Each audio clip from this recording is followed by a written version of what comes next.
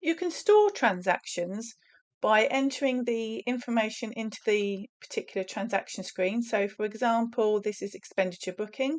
So it might be a regular monthly payment. So in this case, it's the electricity bill. So we put the information in, click on store, and we can give it a title.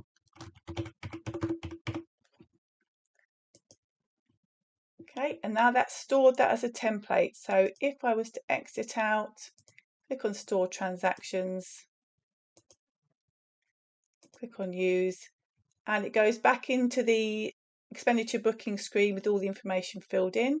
So all I would do is just change the date to whatever month I actually want to book it through for. And then you can amend the amounts if they have changed for any reason, and you just confirm and record that. The other way is you can recall it from within the screen. So if I click on recall down the bottom here, it will just give me a list of stored expenditure bookings.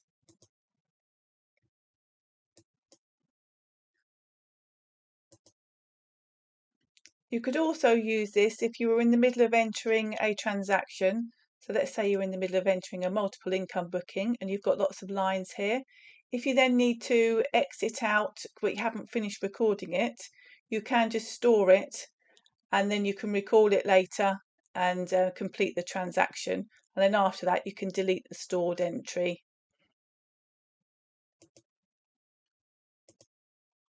Also works for any reports. So for any of your reports, you have a store button down the bottom. So perhaps you've got a report that's got multiple criteria. You can then store it and recall it at any point. So if we look at some stored reports, got a list of them there. If you just select whichever one that you want,